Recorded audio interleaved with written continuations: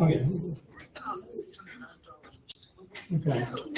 This was Father's Day at the Seventh Adventist Church. Can you see me?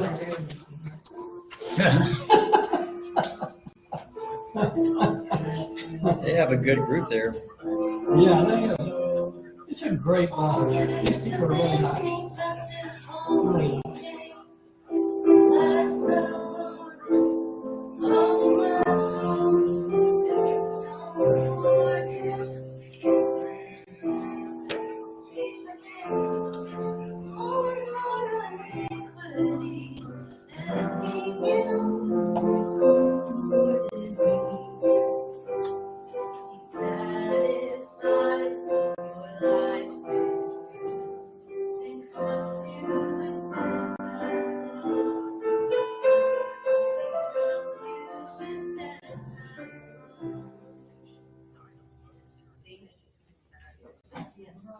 I would love that.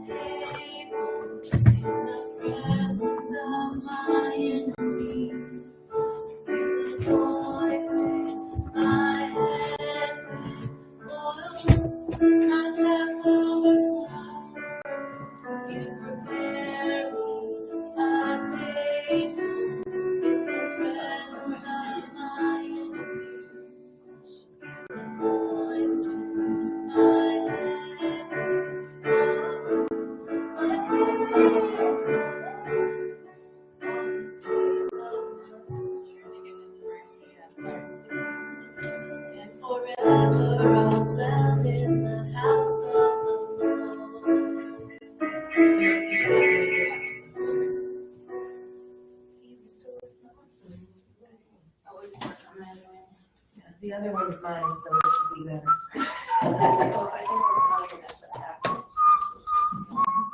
Hi. Hi. Say hi. He's like, I'm obsessed with the piano. Hi. He does this thing. There you Yeah. go. Jesus, hello. And this is Baba. This is how. That's It's so funny. Sign language works out. yeah, if you'll do it. Yeah, he knows how to say all done, but so he just cries. Ridiculous talent. 15 seconds to go. Where is it? That's a good question. It's a new bit here. Yes. Oh, Where's everybody today? She just asked. I said it's a good question. There are several online on the Mighty right now. Well, that's good. I'm ready to that far. Yay, mighty ones.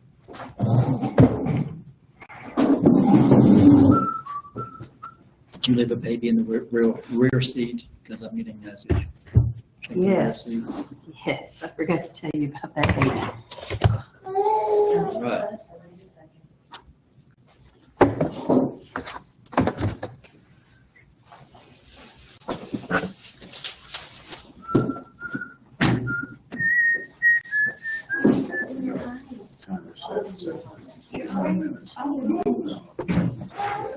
Good morning. How are you? All right. Shabbat shalom, everyone. Shalom. Let me offer the blessing, and then we can go into our lesson. Baruch atah Adonai Eloheinu melech haolam asher kedeshanu b'mitzvotav v'tzivanu la'asot b'devrei Torah. Blessed are you, O Lord our God, King of the universe, who sanctifies us with his commandments and has commanded us to engross ourselves in the words of the Torah. Amen. All right. Shabbat shalom. We are in James 1 still. And then so James 1, 5 through 8 is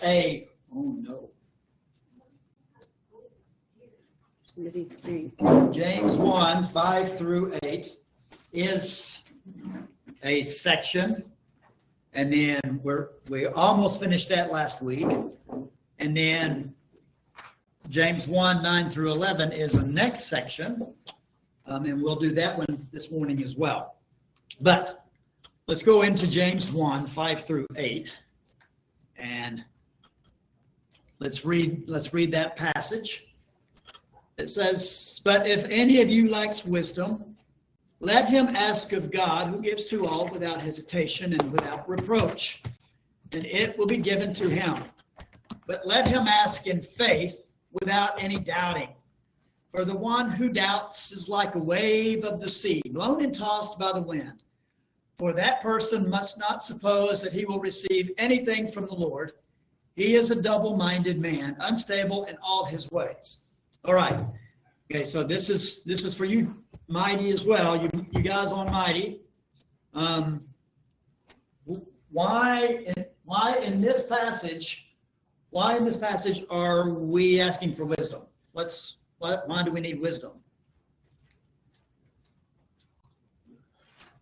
In the context of James. Because we've been going through trials, Okay. tribulations. All right, because you were going through a trial or a struggle or a temptation or something, and you need wisdom in order to navigate through that. Okay? Now, according to last week in verse 5, what did we learn about verse 5? If any of you lacks wisdom, let him ask God, who gives to all without hesitation and without reproach, and it will be given to him.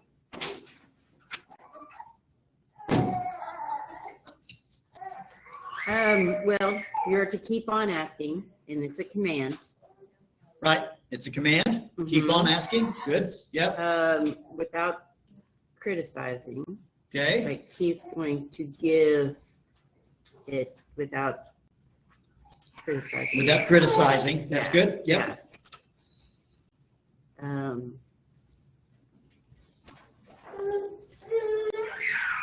Anyone else? It's a reciprocal obligation. Okay. There is a reciprocal There's the obligation. wisdom there. Yes. Yeah. Yes. Okay. By the way, according to last week, what is the ultimate expression of wisdom? According to Jewish tradition and literature. That's what you need to get through the trials. Obedience. Is that Kindness. There it is. Kindness. Kindness is the ultimate expression for wisdom. Okay, so it's interesting then that while you're going through trials and God gives you wisdom, that in the midst of the trials, the main purpose for wisdom is to be kind. I find that interesting. I do too. Why? Get your focus off of yourself and start looking at others and changing your perspective. Okay, good. And so let's think back to our last struggle or our last battle in life or whatever you want to call it. How is your relationship with people then during that time? Frustrating. Frustrating? You're a little bit Frankly. prickly? Yeah, it's easy to kind of lash out or whatever. And so one of the big things about this wisdom is that it gives you a new what's the word? Emotional or Perspective. and think where you don't lash out. Okay. I think whenever I'm struggling with something, I tend to get in my head and in my little cocoon, and I'm not even paying attention to what's going on around me. It's all about me and my struggle. Okay. It sure doesn't So- matter if somebody else is struggling. Okay. All right. So if you focus on being kind to others, then it takes you out. It gives you a moment to step out of your own stuff Okay. and go over here and start doing positive things. Makes me think of our discovery experience, where you walk in and you feel like you have all the troubles in the world, and then you start hearing other people's stories, and you realize how absolutely gifted you are Yeah. in your struggle. Right. It was such a humbling in my own little protective world. It was my own type of hell, but no, I ain't got nothing. Right. Got nothing. Right. And you think of right now, everybody in here has something that they're like, oh, this is rough or whatever. But then you think of those people that don't have their children, or both their children and their parents and all that died in the flood, and making sense of all of that. I mean, we ain't got nothing. You got nothing. Yeah. That's good. That's good. Okay. Now, so I don't want to go back and just rehash all this over and over again, but it's a good review as we jump in here. Okay. Now, look at verse 6 again. But let him ask in faith or in faithfulness, without any doubting, for the one who doubts is like a wave of the sea blown and tossed by the wind. Okay, now, not from a 21st century North Texas perspective, but from a Second Temple period Jewish perspective, how would they see that? What would stick out in that verse? Well, the sea is a place of chaos. The sea. Okay, so the one that's doubting that God could help him in any way, that the wisdom could help him in any way get through this. What is that? What's the world of that doubter like? It's chaotic. The surging sea, and that just jumped off at me. I feel like when we've heard the thing of you're in the seas of life, you're in the storm of life or whatever, and so it feels like you're in it. But this is saying you are the wave. Yeah, You are the sea. you are the chaos. You become the sea. That just kind of Nice. popped off the page. Nice. So you're going through issues. You are not being faithful. You don't believe that God can help you through this. So you don't ask for wisdom. So what are you like when you come into a community like this, going through troubles, and you have that perspective? Waves splashing on everybody else. Yeah. Would you go home, please? You're a Yeah. double-minded man, unstable in all your ways. Yes. Go home, please. Yeah, I totally thought I was being affected by, it's, oh, poor me, but it's no, I am the one causing all this. Yes, Sure. he is. Yes. Yes, he is the wave, the sea, the wind that's just blowing everybody else around. and disrupting others' lives because of their problems. So that's good. Okay, now, But yes, we're not saying if you have issues, don't come to community and don't share with your community. no, that's not what we're saying at Because all. it's total opposite of that. It's the total opposite of that. Mhm. Oh, okay, so that's good. So wisdom, yes, I mean, if you ask for wisdom, God could just plop it right down on top of you and supernaturally give you wisdom. But according to what we learned last week, how are ways that God gives us wisdom when we ask? Through other people. Through other people, specifically our community, Mhm. through learning and through our scriptures and through Through all sharing, of that, like I through said, sharing. Walking into discovery, hearing other people's stories, you're like either find somebody, oh, you too, or whoa, Yes. I can't complain anymore. Yes, But any of it helps to know. All of because that. when you're in a trial and you do the isolation, which is the human thing to do, it only darkens the room. Right. There's nothing. Well, just like we keep saying, we need repetition, we need rehashing, because we have to process this and change our own mindset as far as how we understand the Bible, let alone growing in our wisdom to have a different perspective. And rehashing this or rediscussing it, Nita acknowledges the wave, and that's why she's not allowed sharing it. I'm just kidding. okay, But also, saw and that every from time you perspective. come to it, whether it's in every month, every 3 weeks, or every year, you're in a different spot of growth to where you see it differently and you hear it differently and you experience it differently. So the repetition and the sharing and the bouncing it back and forth is vital. So if you're going through a struggle and you don't come to community, you're gonna miss that vital piece of growth. And Mhm. where someone else might be that may enlighten where you're at. The word faith is the big word in this passage to me, in this whole section. Without any doubting, that verse that says, without faith, it's impossible to please God. It's just such a huge verse. That's just such a big deal when you think about that. It's impossible to please God without faith. That's just a shocker. I mean, in this faith, without any doubting. So if we're in a big time of trouble and we're reacting to it and getting all upset, we are in effect not believing that God's going to take care of that for us. We're allowing our emotions to drive us instead of saying, "Oh, the Lord's going to help me through this. The Lord's going to help me. He'll be there. He'll help me through this." And faith is just easier said than done a lot of the time, I like But it's so important. this says in its definition of the word pistis, with an implication that actions based on that trust will follow. yes, because this may be written in Greek, but it's written by a Hebrew with a Hebrew mindset. And so he may have written pistis, but he's meaning emunah.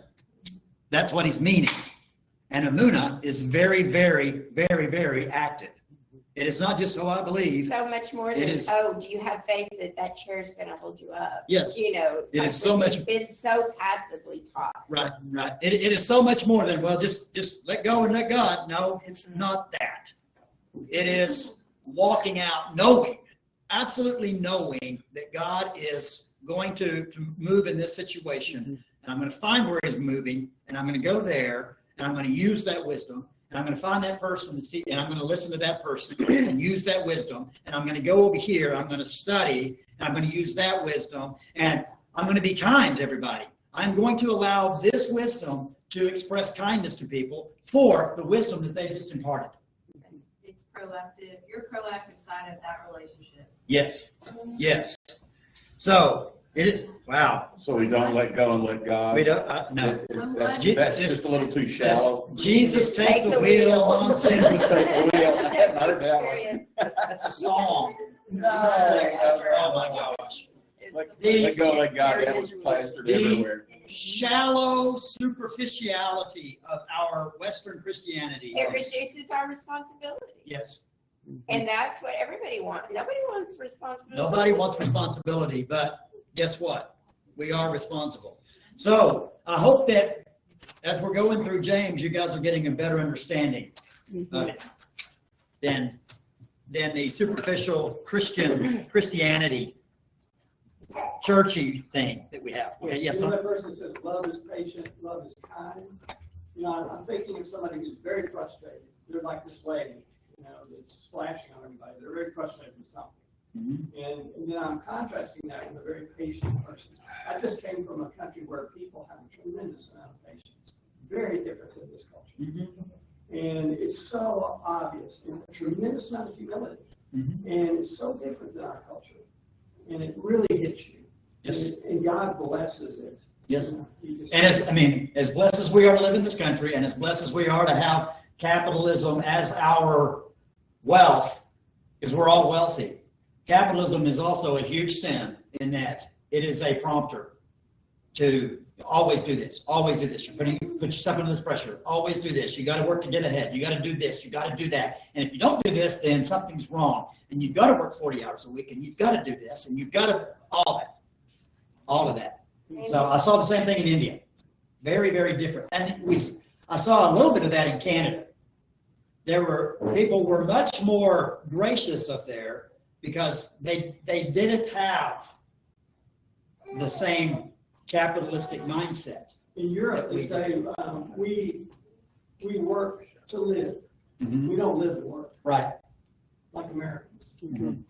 Go ahead with Nancy's comment. Nancy said when focusing on our problems and ourselves would just make trials much worse. That's good. Mhm. Oh, that's good. Okay.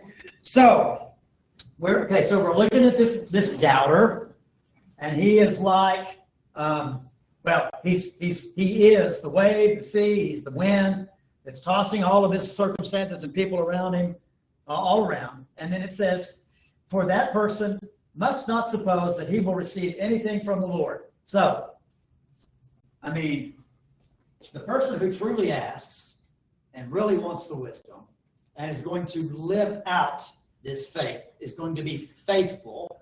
He is a faithful one. He's going to get it. But the doubter, what's going to happen to the doubter? Verse 7. He's not gonna get He's not it. going to get it. He It's- I doesn't mean, expect it. yes. Should- He's not expecting it. This isn't going to work. I'm just praying because James told me to, and so This is saying he's not, he can't expect to receive anything. Not that he Yeah. doesn't think he's gonna get anything, although that is what a doubter is. But it says, for let not that man think that he shall receive anything. you receive anything. Okay, He's doing faithless activities. faithless activities, or Mhm. he wants that wisdom to just take it in and not be expressed in any way, which is very opposite of any Hebrew mindset. It's Okay. the McDonaldization of society right there. Yep. Give it to me now. Just give it to me now. All right? I don't Yes. do nothing for it, just give it to me. Okay, so look at James 1:8. He is a double-minded man, unstable, which goes back to the sea. The chaos of the sea, the wind blowing back and forth. He is a double-minded man, unstable in all his ways. Okay? And it's like he's like a man with two souls or two minds. Okay? Which is what that word dipsukos means. Dipsukos. That's a psi.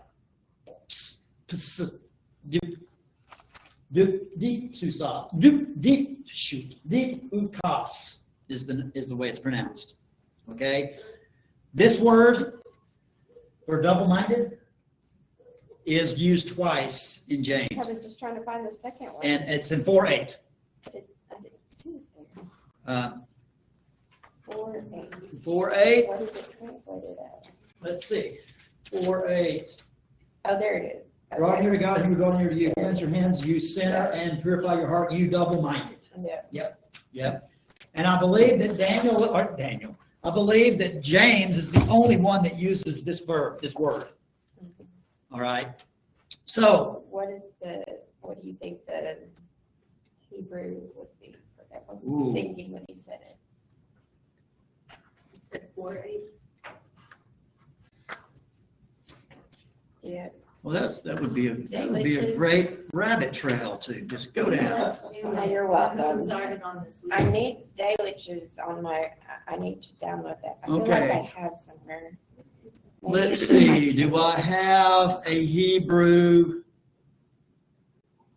English, or a Hebrew text on here? I know I have it on Oh, I mine. do. Do I have? Let's Daylich? see. I thought I had downloaded a Daylich. Maybe I just looked it up online. It describes a state of inner division where your thoughts and loyalties are split between two conflicting desires. James 1, but 8. Okay. No, yeah, James 1:8. 4:8. That makes sense. Or, yeah, 1:8 and 4:8. Uh-huh. Or, yeah. Like a schizophrenic. Yeah, Twice soul, twice spirit. oh, there it is. No, there it is, Daylich's New Testament. Okay, so we said James 1. All right. 7, 8. Ish, Asher, Halach. 9. It's got to be Halach. Walk. I'm always thinking about that parable of the 10 virgins. There's two groups. There's 5 and 5, two groups, two mindsets. Yep. There's one mindset that's full of the Holy Spirit and has ample amounts of Holy Spirit or oil. They're all virgins, they all have lamps, they all start off with oil, so it's like they're all saved.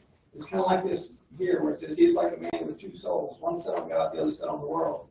And half of those virgins they're just not intimate with Jesus, because he said, I never knew you intimately. Yes.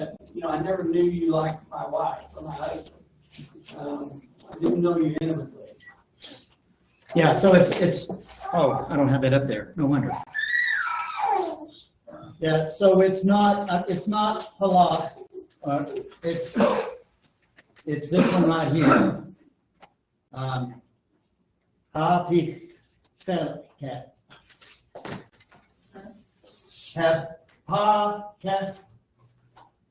Fuck.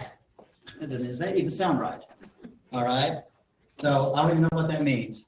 Apparently it means like double-minded, or two souls, or Okay. two perspectives.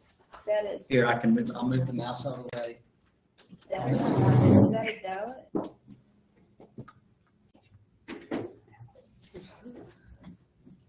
How is it? So don't worry about the hay, because that's just the, it is pa, kaf, pa with a dagesh in it, and then kaf. Ha, pa, ke, fak. Pa, pa, ke, fa. Okay. So, well, I tried to pull it up on a dictionary and it wouldn't pull it up. So I may have to look that up. Sorry for the. That's okay. No, it's good. All right. So, so this guy, in his mind, he doesn't believe, he doesn't know, he doesn't want to believe, he doesn't think God's going to be there. So he is unstable in all his ways. So he's double-minded and he's unstable. And by the way, the Greek word for unstable here is used twice in James here and in 3:8. He's unstable. Okay. So there's a rabbinic saying that let not those who wish to pray to God have two hearts, one directed to him and one to something else. That's a Jewish understanding of double-minded, which James would have understood. So I think it's interesting. They also say it's restless, turbulent, unquiet. So it just comes back and reinforces the it. way. Yes. That sounds like you master God in them. There you go. Mm-hmm. Mm-hmm.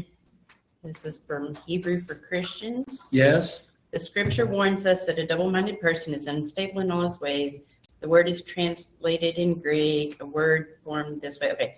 The word describes a spiritual condition having two souls, They both want different things at once. It is therefore a state of inner contradiction of having two separate minds holding contradictory thoughts. How long will you go limping between two opinions? Notice that the word translated limping is, Pesakim, which is the from- same root as Passover, Pesach. How long will you pass from one thing to another? How long will you play hot potato with your commitments? So disassociation. This is just, Yeah, yeah, I mean, it is really interesting. So the unwise man, will he ever get out of this life of instability? Possible. I mean, maybe he will, but it's going to be a lot longer than if he just let go and let God. I'm just kidding. I'm just kidding. If he just went out in faith and lived out in faith, that God is going to take care of this and asked for wisdom, and then went and got help from his community, it would be so much quicker for him. Trust that God's gonna take care of it, even though Yes. it looks dire and troublesome. Yes, and so, I mean, I hate to bring this American spirit back in, but how much harder is it for the man with the American spirit that I'm going to do this on my own. Myself. I'm going to put my own boots on and put them on, and I parked my horse outside, and I'm going to get through this. I'm just going to knuckle through. Yeah. You know, this is hard for them. Like we never let go of the Father. Right, right, Having- right. Having community So- is not an understatement. Well, just like you, Nachman, we're not able to experience the comfort that comes from from genuine repentance. When we're Yes. double-minded, we are the storm-tossed and unable to experience the comfort that comes from genuine repentance. And listen to that. We came to that conclusion without all of that, right? so just like you said, the entire, from the origins of our faith were acted out in community, not in individualism. Right. And that's where the breakdown has come. And it's not just America, it is Christianity. Mhm. Which is chapter 4 in my book, Jewish Roots, coming out soon. Okay? Yes. Community. Buy one. It's only $8.99 on Amazon. Okay. Eat it up. Can you pre-order it now? No. Yeah. Okay, so this is kind of a chart that I made for you guys. I think it's on your, is it on your sheets? Did I put it on your sheets? Nope. No? Are we Okay. we're just now Are we to getting this to week's the- lesson? Yes. This is, so this is, okay, so after this chart, we are going to start this week's lesson, which is on your tables right now. So that one should go with last week? That one should have been on last week because it's, okay, if it's not, it's not, Lindsay, are you kidding me? No, Gwendolyn said it's not. I was just saying it loud. Oh my goodness. She's soft-spoken and kind. I'm working on it. Okay. You say so. Sorry. It Okay. takes community. It does. Copy. I'm gonna put it I on, know Nita and all are. Are you putting it on Mighty? I'm gonna put it on Mighty. I can't right now because we're recording, but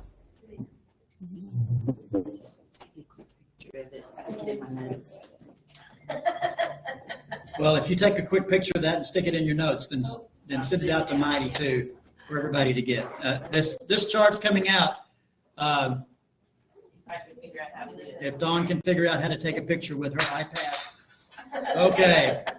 All right, it's the same as the phone. It's just like a big phone. I can take a Okay, picture with my phone and A little text it to bit you. more. It's done. Okay. We got it. so James 9, 1 through 11 then. All right.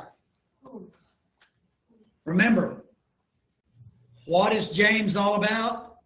It is about suffering. It's about being in this time of life where it just sucks, where you feel like it sucks. But you're supposed to, you're supposed to be glad that it's happening because it is to teach you something. And while you're in it, you ask for wisdom. Okay? Now, this is going back to life situation. Okay? And it's going to talk about 2 specific life situations in 9 through 11. Okay, always remember the context. Always remember the context. Let me actually pull my lesson up. And can you please lead us? I'm just kidding. Okay. There we go. All right, so James 1, 9 through 11. Okay, it says, but let the brother, notice community, family. It's not talking about the stranger out there. It is talking about the community, the family. In Israel, for those that are scattered out all over the place, they're talking about that synagogue group of Jews that are in fellowship and community together. Okay? But I digress. All right? But let the brother in humble circumstances boast in high position, and the rich person in his humble position, because like the flower of the grass, he will pass away. For the sun arises with a scorching heat and withers the grass, and its flowers fall off, and the beauty of its appearance is destroyed. So also, the rich man in the midst of his pursuits will wither away. Okay, so here we are. All right, we're talking about two people. Okay, and with these two people, he is going to now talk about the life situation of being either poor or rich.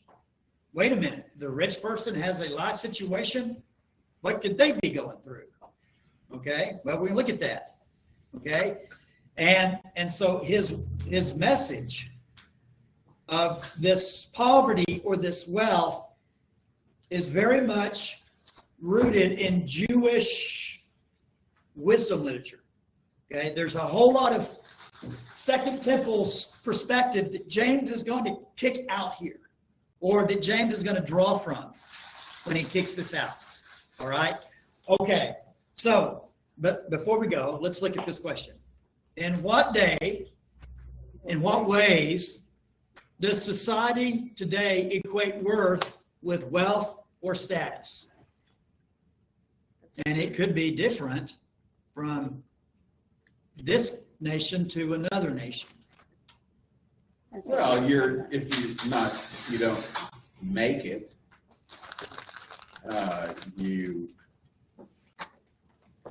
you're not worth as much as someone who has made it. Okay, good. That's why I don't tell any of my knife making friends just how little I make as a knife maker. Right? It would have hurt your status. It would hurt my status as a knife maker. So you gotta be kidding. I just don't get something here.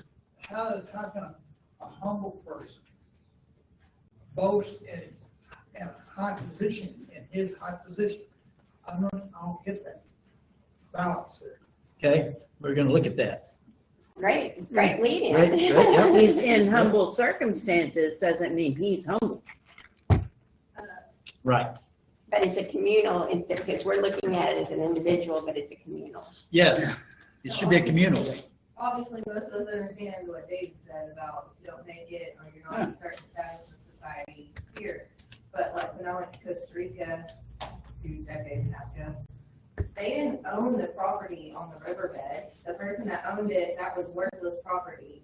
But they had barriers. And it was their ability to protect their area, their space. Like they were little lots and they built their houses on it. And you stayed off each other's property, but they had to be able to protect it or facilitate that in a manner. And they weren't rich, they had nothing. They found things to make their houses. Okay. They tapped into the lines, they sold the electricity. They had flat screen bolted to their walls, no electricity, but it's fine. They had running water somehow, that they were running lines from fresh water into sinks that they had mounted on made counters, dirt floors. I mean, but So they took advantage of what was. But I'm saying, like, this lady, she had a piece of property, she didn't own it, that had her house on it, and she allowed someone that was doing missions to build a little hut with awning for them to do VBS when they came in that area, but it was on her part of the land. But because she was so well respected in that little community by the riverbed, everybody protected that woman, because she was older. So that's a different status, or well, they had nothing, Okay, but they had something because that property to the person that owned it was worthless because it was the riverbed of waste water running into the ocean. okay, So that's a different perspective. all right. Kim says, in our culture, wealth and status means you're more important than the less fortunate. You're given more opportunities and privileges. Yeah, your ability to facilitate your life affects your status in our culture too. Say that again. Your ability to facilitate your life. Okay, So the patients I work with now, if they were in the state that they're in when they come in, no one would see their work in our society. okay, good, good. Okay, so James is gonna draw on Jewish tradition, Second Temple context, and then some messianic insights when we look at this. All right, so let's go to verse 9, okay? James 1:9, let the brother in humble circumstances boast in his high position. Okay, so the brother in humble circumstances is poor. That's his circumstance. That is a humble circumstance means you don't have much money. You know, maybe you are getting by and you have enough to have all your needs met, and that's it. That's it. Okay? So what James is saying is the poor man, the poor believer, the poor brother in your midst, what is his obligation to do? Boast in his high position. Boast in his high position. Okay, now, so you guys tell me, how in the world is someone that is poor in a high position? What does he have to boast about? They have strengths, everybody has strengths. So what gift, what strengths can they use Okay, in their community? What can they Yeah, provide? it has to be in a communal way. I mean, besides the standing that we know that spiritually that you can have as, okay. but Yeah, so stay away from the spiritual. We're Okay. talking about Doing someone that is physically poor.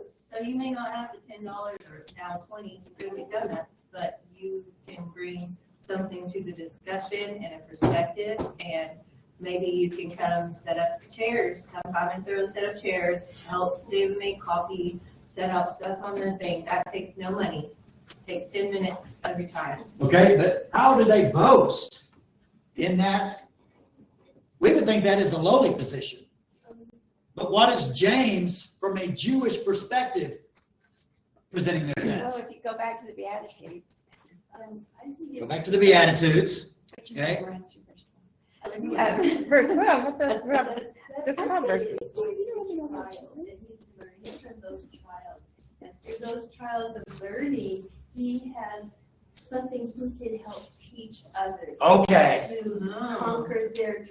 Okay, remember, Get it? we are talking about trials and circumstances.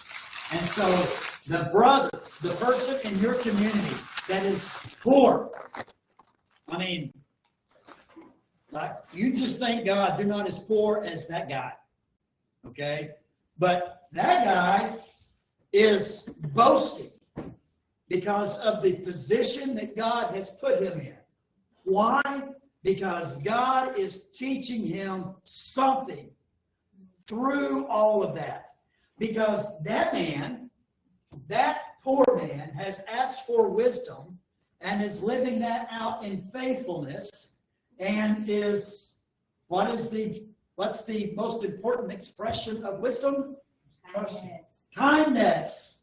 And so how that poor person that's boasting, I mean, if he's boasting, it means he's got wisdom. Because if you're most poor people out there, what are they doing? They're bitching because they're poor. They're bitching because, well, that person has all he has and it's unfair. It's not equitable. That's the word we're using The rich today. keep getting richer and The the rich poor keep keep getting, getting yeah, poorer. and the poor keep getting poor, and woe is me, and give the middle finger to him, and because life sucks, okay? But this person is not in that position. He is boasting about his poverty. Yeah, Belinda said it well. She said, What did she say? look at you, sure. At Yeshua is what she corrected it. Right, issue, you say it. I've gotten off the screen, I just. Look at Yeshua, stripped himself of all glory, came here in the most humble of circumstances, and yet he ascended to the highest place. Okay, good, Thank you, that made more sense. good. Look at Yeshua, okay, who gave away, who, But I think because we think of poor, and I like all the other versions that I have open, it says the brother of low degree, brother of humble circumstances. And then it says the rich, and so it's not about the money. right. It's, I mean, like you just came from a place where they didn't have very much money, but I bet they're happy. They are, that's the other thing that distracts you, is how they all have such great attitude. Yeah, I bet they're not bitching about all the rich people in the world, are they? They have great attitudes, and it just gets you, it just strikes you. So- Because they're all happy. So can a Seventh-day Adventist understand something from this passage? Yes, they can. Yes, they can. Okay, yeah. I actually knew a Jewish man, way back in our, the early marriage we entered, that worked for the University of Tulsa. And he was a poor man, but he never went around sulking or anything like that. He was well thought of, and he just took life Mm-hmm. as it came to him. And I think he trusted in his God. Mm-hmm. That's good. So when we're looking at that, okay, for the poor believer, poverty is a test. And you know what? I think based off of this, God doesn't want everybody to be rich. Right? So this whole charismatic idea that, man, God wants every believer to be wealthy, and if you just believe, he's going to just And if you just heap send- wealth and wealth And if we upon you. just send our money to Brandon, he'll see to it that God gives us. That's right. You just send me a check, and I'll bless it for you, and then Yeah. you can just get And that wealthy. way you off can of drive your Ferrari and I can drive my. That's right. I want a plane, so y'all just bless me more, and I'll bless you. Kim says, what did poor mean in the first century times? Just, I think for this, it was, they Barely had enough to get. They had food on their flour and table, oil to and they make had bread. a home, it may have been, It reminds me of the woman who only gave a mina. yeah, she had Lazarus She was in with the, humble the rich man and circumstances. Lazarus. yeah. He was at the gate with the swords and. Whoa, okay, so why else? Why else should the poor person boast about his, But that's taking it into the spiritual. Because the last will be first and the first will be last. well, I wanted to say that is the physically poor. But why should the physically poor person boast about what they have? Yes, they're in this world right now and they can learn and they can grow and they can be someone that others see and go, wow, man, Because that guy knows it. But what else? they can they're fulfilled with their blessings. They're not looking at comparing themselves to others. That's good. I have it on a plaque at home in better words. And man, can we all be better at this? I'm talking right here, and I have a lot to repent for. In God's economy, the world turned upside down. Yes, that's exactly right. It's the world turned upside down. It's like Beatitudes, Yep. These people are blessed by these difficult circumstances because they become humble. Moses was said to be, in the Bible, the most humble man on earth. And we know what God thinks of arrogance, which Right. is the opposite of humility. And Americans, unfortunately, we tend to be, as a country, kind of arrogant. And those countries and people who are from very meager means they're just impressive. That lack of arrogance is just it's so winsome. It is. And they have a leader. They could be such strong leaders. But who do our churches mainly have for elders or deacons in the Baptist church as leaders? Who? Has the money to pay for They're the ones that have the money, that are the givers, that are, Or if it's not money, it's at least Influence. influence, Yes. title. yes, which mostly comes from the community, right? And I mean, I can remember saying to the lead pastor in the previous church I used to serve, why can't we have some blue collar people on our elder board? And it made him mad.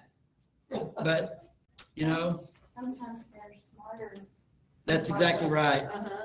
And it's the responsibility that comes with it. So somebody here in a position because we have money, we are wealthy compared to these other countries.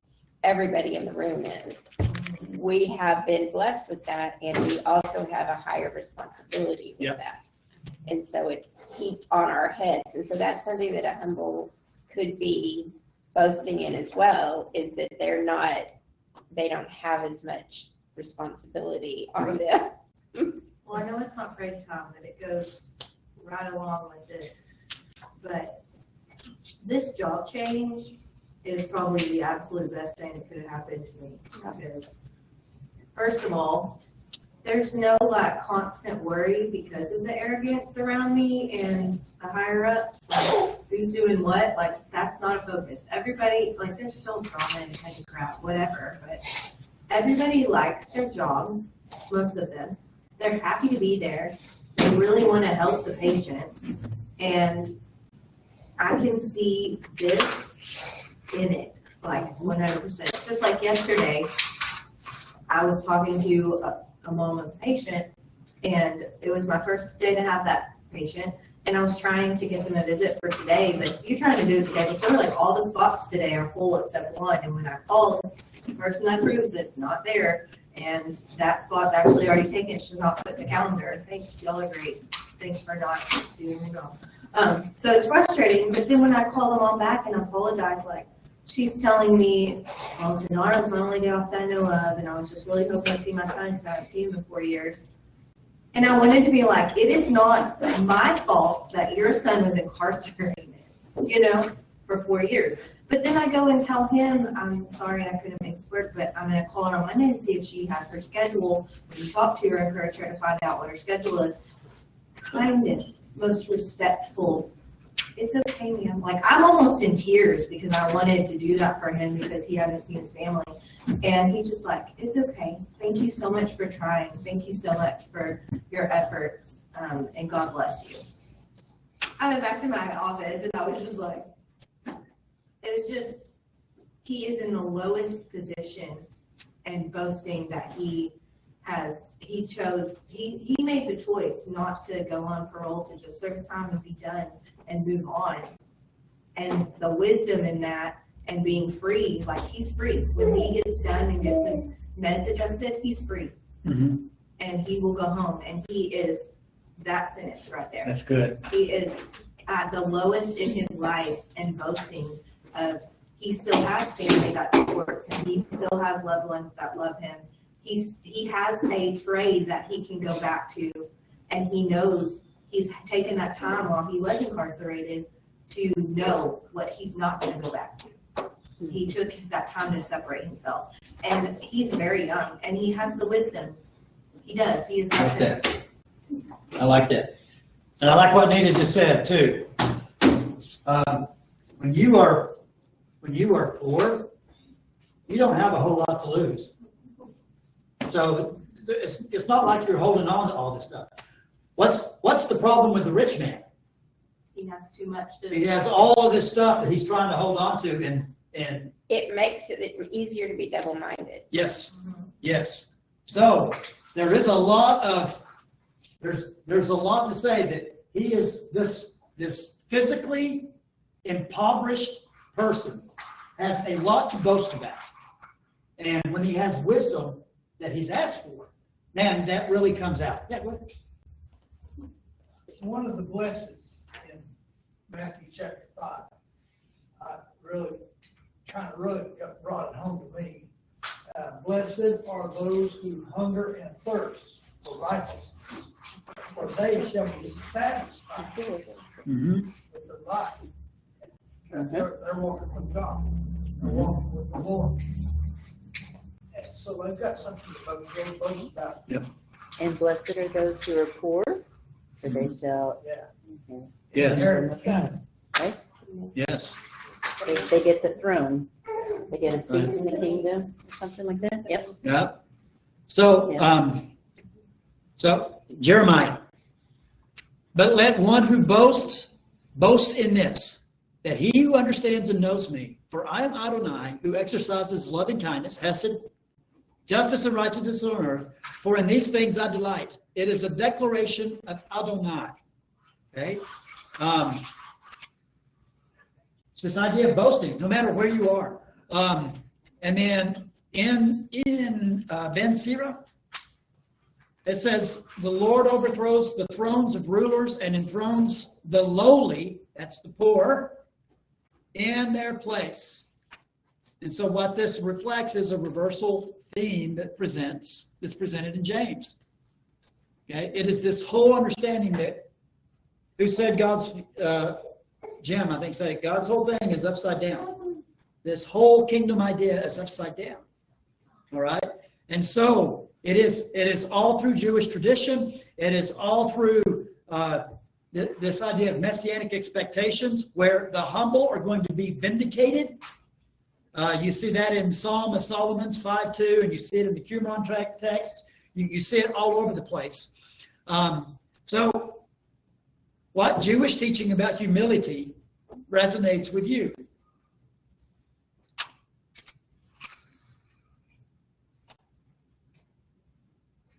It's about balance. From Musar. Okay. Because we were, we're used to the songs about such a low we weren't at my and all that. Right. And that kind of teaching. So in Musar, what were some of the things that you guys got out of So humility? they use the bench idea, and you take up the proper amount of space on that bench. Uh-huh. Oh, yeah. It's really good. Instead of sprawling all over it or hanging one benching off of it, there is a balance, and each circumstance requires a different position on that bench. But you still have, Yeah, what was it? They stay in their space. yeah. Yes. And to be aware of that, and that because I think we grasp for me, I grasp for my identity. I grasp for a spot on that bench. I want to be included. I need that recognition.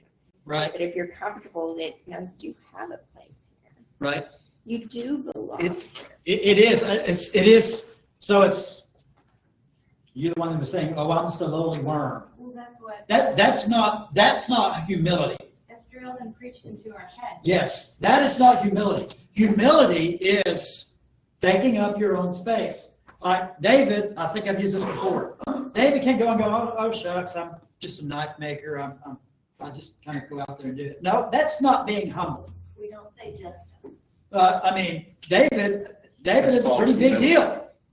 I mean, he shouldn't go out and boast about that. I'm a big deal. I'm a big deal, but no, I'm a good knife maker. He justifies it by, I'm kind of a big deal. That's So, how he explained it. That's, yeah, that is humility. That's what I told He's a her. baby. It's, it is, that is humility.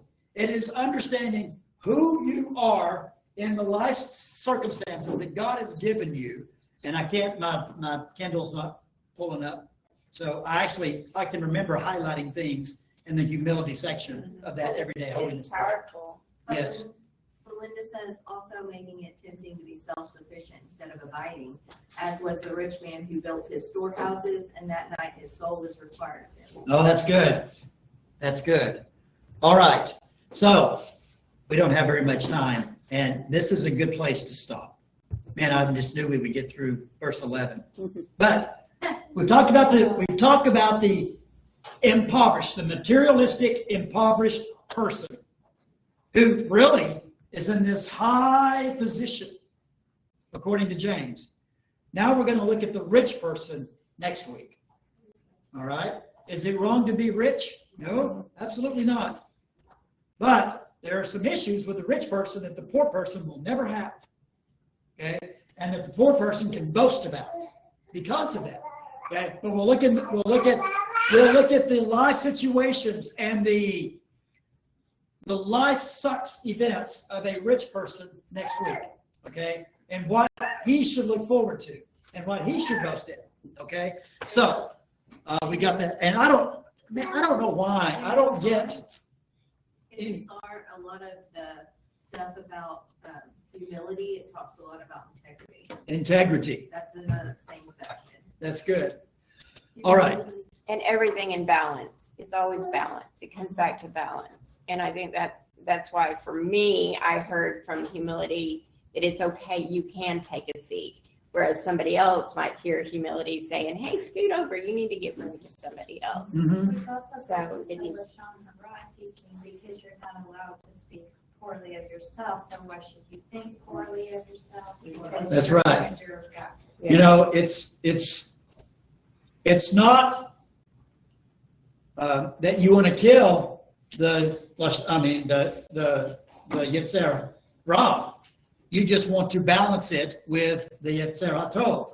Because he The gave good and the bad. both to you. Yeah, he gave them both to you. That's how were created. Yes, It's I not- created the evil thing that's on you. And that is the part that urges you to get up. You have to eat. So that's the thing that urges you to get up We and go have working. pain in our life to tell us not to do that again. Right, Yeah, Like, right. touching the stone. while pain is a bad thing, it's there as a warning. It's, yeah, and you're Yes. supposed to use it to Yes. know where your boundaries are. Oh, man, all that kicks into James, doesn't it? Yeah, Yeah. here's a good little conclusion on Musar. Okay. In Musar, humility is not defined as being so humble that you disappear. Rather, it's about having all of your character traits in balance so that the inner light of the soul shines pure and clear as originally intended. As Musar teacher Alon Borges puts it, being humble doesn't mean being nobody. It means being no more of a somebody than you ought to be. There you go. Nice, Mhm. nice. Okay, so Shabbat Shalom, everyone. All right, so mighty people, I'm going to get off of here and then come right back on. It's good, man, there's a ton of mighty on there today. So I'm going to get off and then come right back on. Lots of